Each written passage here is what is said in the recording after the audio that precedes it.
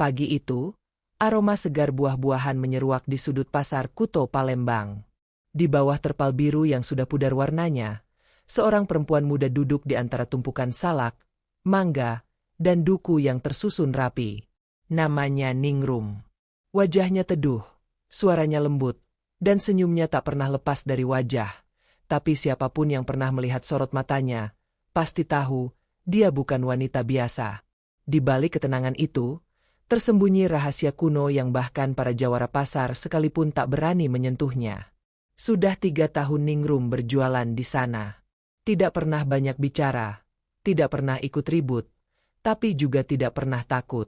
Pasar Kuto, yang dulu dikenal keras dan dikuasai para preman brutal, lambat laun mulai terasa lebih damai sejak kehadiran wanita ini. Tak ada yang tahu pasti alasannya, namun para pedagang menyimpan satu cerita yang beredar pelan dari mulut ke mulut. Konon katanya, Ningrum punya ajian warisan leluhur, ajian yang tak masuk akal, ajian monyet terbang. Mereka yang pernah mencoba mengusiknya tidak pernah kembali dengan cerita yang sama. Ada yang hilang suara, ada yang pulang dengan luka lebam yang katanya diserang hewan aneh di udara, bahkan ada yang tiba-tiba menghilang dari pasar begitu saja.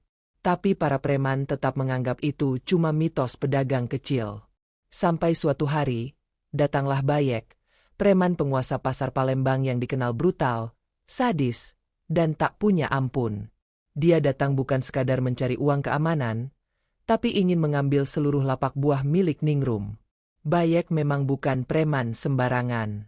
Badannya besar, kepalanya plontos, dan suara tawanya bisa membuat lutut orang lemas. Tangannya pernah menampar kepala pasar hanya karena telat setor uang. Tak ada satupun orang yang berani menatap matanya. Maka ketika dia muncul dan menunjuk dagangan Ningrum sambil tertawa keras, pasar langsung senyap. Suasana berubah mencekam.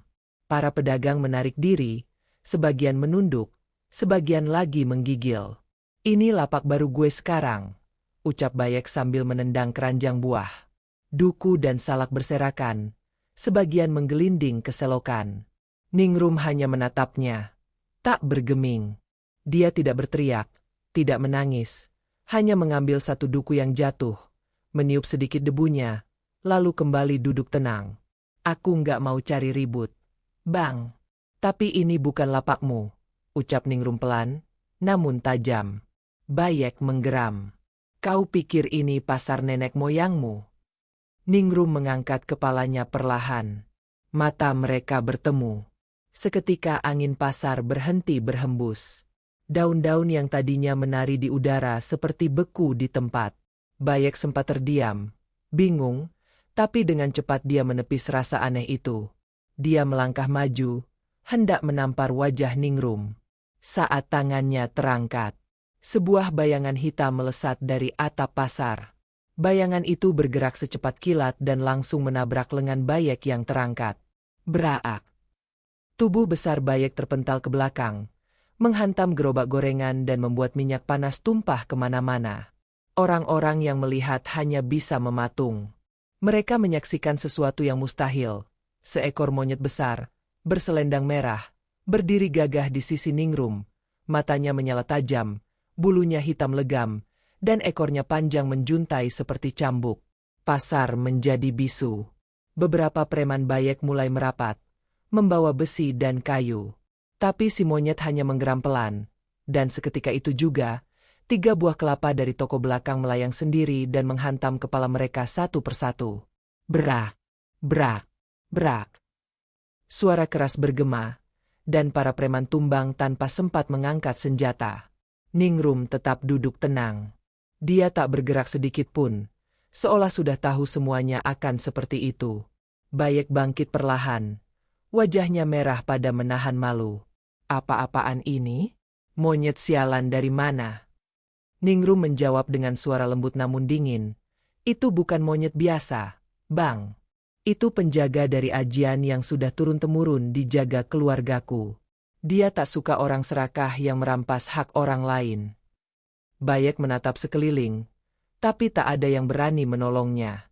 Bahkan preman-preman kecil yang biasa membuntutinya pura-pura sibuk menyusun bawang.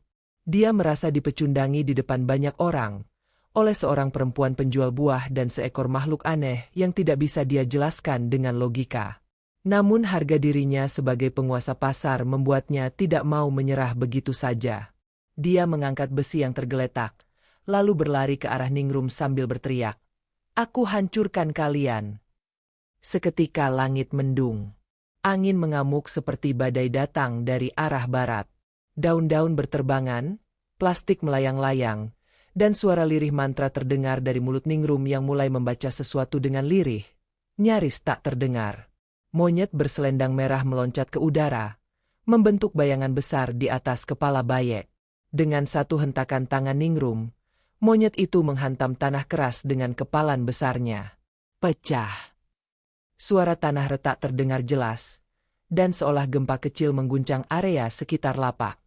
Bayek terpental ke udara dan mendarat keras di tengah kubangan air pasar. Wajahnya terbenam dalam lumpur dan sisa sayur busuk. Pasar kembali hening. Semua menatap Ningrum dan monyet terbangnya yang kini berdiri gagah, seperti pahlawan dari zaman silam. Tak ada yang berani bicara. Tak ada yang berani mendekat. Ningrum pelan-pelan berdiri, mengambil satu buah duku lagi, lalu berkata lirih, "Pasar ini harus damai. Tak perlu kekerasan untuk hidup bersama." Sejak hari itu, nama Ningrum menjadi buah bibir di seluruh Palembang. Tak hanya di Pasar Kuto, tapi juga menyebar ke pasar-pasar lain, ke warung kopi, bahkan sampai terminal dan pelabuhan. Banyak yang awalnya tak percaya, mana mungkin perempuan penjual buah bisa mengalahkan Bayek si penguasa pasar? Tapi mereka yang menyaksikan langsung tahu itu bukan omong kosong. Mereka melihat sendiri bagaimana tanah terbelah dan monyet berselendang merah melayang di udara seperti makhluk dari dunia gaib. Bayek. Dia tak pernah muncul lagi di Pasar Kuto. Konon katanya, sejak peristiwa itu, dia sering mengigau di malam hari, teriak-teriak ketakutan seperti sedang dikejar makhluk tak kasat mata. Bahkan ada kabar ia sempat mengurung diri di rumah orang pintar di pinggir Sungai Musi, mencoba menghilangkan rasa takut yang membekas di tubuh dan pikirannya. Tapi tak pernah berhasil. Dia seperti orang yang kehilangan keberanian dan harga diri dalam satu waktu. Namun kemenangan Ningrum bukan tanpa resiko. Beberapa preman dari kelompok pasar lain mulai penasaran. Mereka mendengar kabar adanya ajian sakti yang bisa mengalahkan siapapun. Mereka tidak datang untuk menolong Bayek. Tidak. Mereka datang karena tamak. Mereka ingin menguasai ajian itu, bahkan jika harus merebutnya secara paksa. 5 orang preman lintas wilayah mulai menyusun rencana.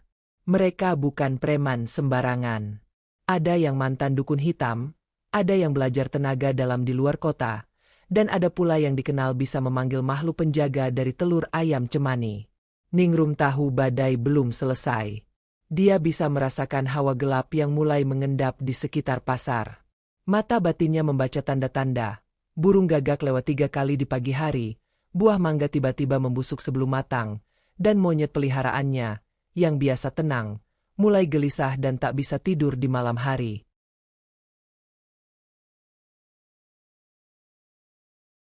Malam itu, saat seluruh pasar sunyi, Ningrum duduk di tengah lapaknya yang sudah digulung. Ia duduk bersila, tangan kirinya menggenggam gelang akar bahar, tangan kanannya menggenggam biji salak yang telah dibacakan doa leluhur. Udara malam begitu dingin, tapi peluh mengalir dari pelipisnya. Monyet terbangnya, yang kini ia panggil Jaka, duduk di atas tenda dengan mata menyala merah, siap siaga. Mantra demi mantra dilantunkan, tidak untuk menyerang, tapi untuk melindungi. Ningrum tahu, kali ini lawannya bukan cuma manusia, tapi kekuatan hitam yang haus akan kekuasaan. Ia hanya berharap satu hal, semoga ajian monyet terbang yang diwariskan turun-temurun cukup kuat untuk menghadapi apa yang akan datang besok pagi. Fajar belum menyingsing, tapi pasar sudah ramai, bukan oleh pembeli, melainkan oleh aura ketegangan yang menggantung di udara. Beberapa pedagang sengaja datang lebih awal, bukan untuk berjualan, tapi untuk menyaksikan apa yang disebut-sebut sebagai adu ilmu antara Ningrum dan para pendatang misterius. Bahkan tukang ojek dan abang bakso keliling ikut menyelinap, duduk di balik warung kopi, berharap tidak melewatkan satu detik pun dari kejadian besar ini. 4 pria dan 1 wanita berdiri di tengah pasar. Tubuh mereka tegap, mata mereka tajam, dan masing-masing memegang benda yang aneh. Ada yang membawa tongkat dari tulang, ada yang menggenggam batu hitam berasap, bahkan ada yang memegang kendi berisi darah ayam. Mereka bukan preman biasa. Mereka disebut 5 Cakra Hitam. Dahulu mereka menghilang setelah bentrok dengan jawara Tanah Abang, dan kini muncul di Palembang dengan satu tujuan, merebut kekuatan Ningrum. Ningrum melangkah keluar dari balik lapak. Ia mengenakan selendang batik tua dan ikat kepala kain jumputan warna merah darah. Di pundaknya, Jaka si monyet terbang berdiri diam, matanya lurus menatap musuh. Para pedagang mundur perlahan, menciptakan lingkaran kosong di tengah pasar. Suasana sunyi. Bahkan suara kipas listrik dari toko elektronik pun terasa seperti dentuman keras di tengah ketegangan. Apakah kalian datang untuk berdagang atau berperang? Suara Ningrum datar, namun menggema ke seluruh penjuru pasar. Pria bertongkat tulang melangkah maju. Kami datang untuk mengambil apa yang seharusnya milik kami. Ajianmu bukan hakmu. Kekuatan itu harus berada di tangan orang kuat, bukan wanita penjual buah. Jaka menggeram. Angin mulai berputar mengelilingi pasar. Kertas-kertas dan plastik beterbangan. Ningrum tidak menjawab, hanya menutup matanya sebentar, lalu membuka dengan sinar redup menyala. Kalau kalian datang untuk merampas, maka kalian akan kembali tanpa apapun, bahkan tanpa jiwa. Tanpa aba-aba, pertarungan pun dimulai. 5 lawan 1, atau lebih tepatnya, 5 lawan 2. Jika menghitung Jaka. Batu hitam meluncur seperti peluru ke arah Ningrum. Tapi sebelum menyentuh kulitnya, batu itu terbelah sendiri di udara, hancur menjadi abu. Jaka meloncat, mencambuk musuh dengan ekornya, membuat 2 dari mereka terpelanting dan menabrak tiang lapak. Wanita yang membawa kendi darah melempar cairan ke arah Ningrum. Seketika itu juga, api membara muncul di lantai pasar, membentuk lingkaran panas yang mengancam membakar semuanya. Namun Ningrum tidak bergeming. Dengan satu tepukan ke tanah, api itu berubah menjadi embun. Udara yang panas mendadak sejuk. Hujan tipis turun dari langit yang masih gelap. Para pedagang menahan napas. Mereka tak percaya bahwa hujan turun dari langit pasar, di pagi yang belum terang. Pertarungan semakin menggila. Tongkat tulang mengayun kencang ke arah Ningrum, menciptakan gelombang energi yang merobek tenda-tenda dan menggoyang atap toko. Tapi Ningrum bukan perempuan biasa. Dengan satu langkah ringan, tubuhnya menghilang, lalu muncul di belakang lawan, menempelkan telapak tangannya ke punggung sang penyerang. Ajian embun dingin. Bisikannya pelan, namun cukup untuk membuat pria itu terhuyung. Tubuhnya langsung membeku sebagian dan roboh seketika dengan napas tercekat. 3 lawan tersisa menggertakkan gigi. Wanita berkendi kini membaca mantra dalam bahasa kuno, mencoba membuka portal kecil ke dunia arwah untuk melepaskan kekuatan yang katanya tak bisa ditahan siapapun. Langit mendadak gelap. Matahari tertutup awan tebal meski baru pukul 7 pagi. Petir menyambar di kejauhan, dan suara tangisan samar terdengar dari balik ruang-ruang tak kasat mata. Namun Ningrum tak tinggal diam. Ia berdiri kokoh di tengah pusaran energi hitam itu. Dari balik dadanya, ia mengeluarkan kalung tua berisi segel warisan leluhur. Kalung itu memancarkan cahaya keemasan. Jaka melompat ke atas dan berputar membentuk lingkaran pelindung. Ajian monyet terbang tidak hanya untuk menyerang. Itu juga perisai sakti untuk melindungi bumi dari kekuatan hitam yang melewati batas. Portal yang hampir terbuka mulai retak. Kendi berdarah pecah sebelum sempat meledak. Wanita itu terjerembab. Wajahnya pucat, tubuhnya kejang-kejang. Sementara 2 sisanya, yang kini sadar bahwa mereka kalah jauh, mencoba kabur. Tapi angin di pasar menolak mereka pergi. Mereka terpental ke belakang, terjerat oleh akar-akar pohon tua yang tiba-tiba muncul dari bawah lantai pasar, menjerat kaki dan tangan mereka. Para pedagang bersorak. Mereka tak lagi takut. Mereka maju mendekat, mengepung sisa musuh sambil mengangkat tangan, bukan untuk menyerang, tapi untuk melindungi Ningrum. Untuk pertama kalinya, Pasar yang dulu penuh ketakutan berubah menjadi tempat persatuan dan keberanian. Para pedagang kecil, tukang sayur, tukang ayam, sampai tukang parkir, semua berdiri bersama Ningrum. Hari itu menjadi sejarah. Pasar Kuto tidak lagi dikenal sebagai sarang preman. Ia berubah menjadi simbol kekuatan rakyat kecil yang bersatu. Semua karena satu perempuan, satu ajian, dan satu makhluk penjaga dari langit, yang pernah dianggap dongeng. Setelah kemenangan besar itu, Ningrum tidak mendadak menjadi tokoh agung atau pemimpin pasar. Dia tetap berjualan seperti biasa. Setiap pagi, ia masih menyusun buah dengan rapi, membasuh mangga dengan air dingin, dan menyapa pelanggan dengan senyum ramah. Tapi satu hal yang berubah. Tidak ada lagi pungli, tidak ada lagi preman yang berani mendekat, dan suasana pasar menjadi lebih tenang dari sebelumnya. Para pedagang bisa bernapas lega, dan pembeli mulai berdatangan karena merasa aman. Namun di balik kedamaian itu, Ningrum tahu tugasnya belum selesai. Ia mendapat pesan dalam mimpi, dari leluhur yang menjaga garis ajian monyet terbang. Pesan itu datang dalam wujud cahaya yang berbicara dalam bahasa yang tak bisa ia terjemahkan, namun hatinya mengerti. Ilmu ini harus dilindungi, bukan untuk dipamerkan.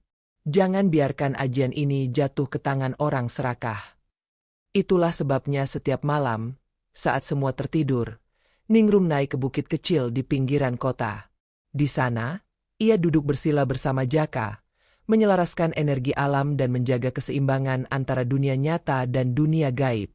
Di tempat itu, dia menanam satu pohon kecil, pohon suci yang hanya bisa tumbuh dengan mantra keturunan darahnya.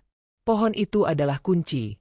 Bila ada yang mencoba merebut ajian monyet terbang secara paksa, pohon itu akan layu, dan dunia akan tahu, bencana sedang datang. Sementara itu, kabar tentang Ningrum sampai ke telinga orang-orang berilmu dari berbagai daerah. Ada yang penasaran, ada yang iri, ada pula yang ingin belajar darinya. Seorang pertapa dari Bukit Barisan datang membawa kitab tua, menawarkan pertukaran ilmu. Seorang wanita tua dari Banten datang membawa batu kecubung, ingin menjadikan Ningrum murid penerus. Tapi Ningrum menolak semua itu dengan halus. Baginya, ajian bukan untuk diperjualbelikan. Ilmu bukan untuk dibanggakan, tapi untuk menjaga. Hari-hari berlalu, dan pasar semakin ramai.